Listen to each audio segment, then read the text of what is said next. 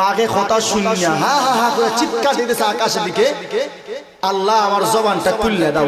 আল্লাহ সঙ্গে সঙ্গে বাঘের জবান খুলে দিয়েছেন, সুবহানাল্লাহ। বাঘে বলতেছে, ও পয়গম্বর ইয়াকুব, এটা কেমন করা হয় একজন নবীকে আমি খাবো? ও পয়গম্বর, আমি আজকে প্রায় 2 দিন ধরে অনাহারে তাকাই নিছি, আমার 2টা সন্তান নিখোঁজ হয়ে গেছে। বলো না, আমারও তো 2টা সন্তান নিখোঁজ। 2টা সন্তানকে আমি তালাশ করতেছি, 2 দিন ধরে আমি খানা খাই না, এজন্য আমি নিজেও দুর্বল হয়ে গেছি।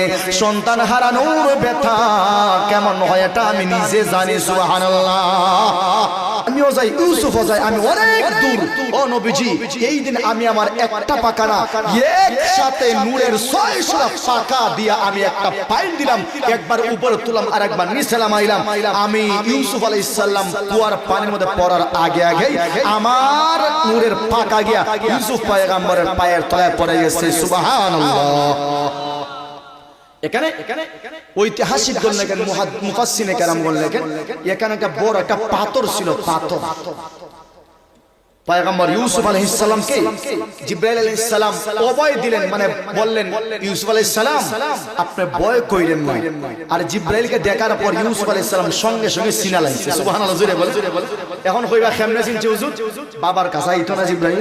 বাবা তো নবী, ইয়াকুব আলাইহিস সালাম নবী না? নবী।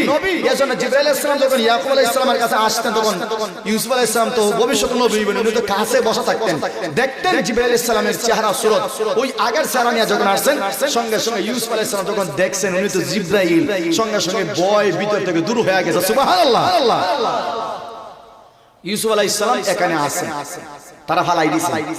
এখন বাইন আসেনি কেন? বাইন আছে, কোয়ার আছে না ভাই, ফালাই দিছে। এখন বাইনতে কই বাবা দাদা দাইতাম বেড়ায় কিতা হই মুগিয়া, এই বাটপাড়া হলের কাহিনী হল। বাবা দাদা দাইতাম কে কিতা হইতাম?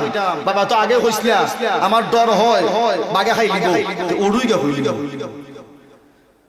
উড়ুই গিয়া কইলিম। এখন হয়তো কেমনে কইতাম, এটা প্রমাণ টমান নেওয়া লাগবে না, হয়তো কিতা কথা ওটা সাগিরে যাব হর সুর করলে কিছু আলামত থাকে, চুরি করলে কিছু আলামত থাকে। তারা কিনা করছে, ইউসুফ আলাইহিস সালামের জামা খুলছিল, জামাটা তারা যদি সিঁড়ি ঝেড়ে দিত একটা ভালো আছে, কিন্তু সিঁড়ছে না, এমনিতে যে আমানত হয়ে গেছে। তারা একটা চা করলে যাব হইরা এটা রক্ত তো জামার মধ্যে লাগাইয়া বাবার দ্বারা খাইন্দা গেছে।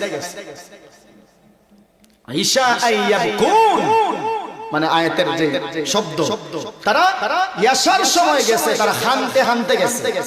এটা আল্লাহর ভাষা, কার ভাষা? কথা জুড়ে মানে কার কথা?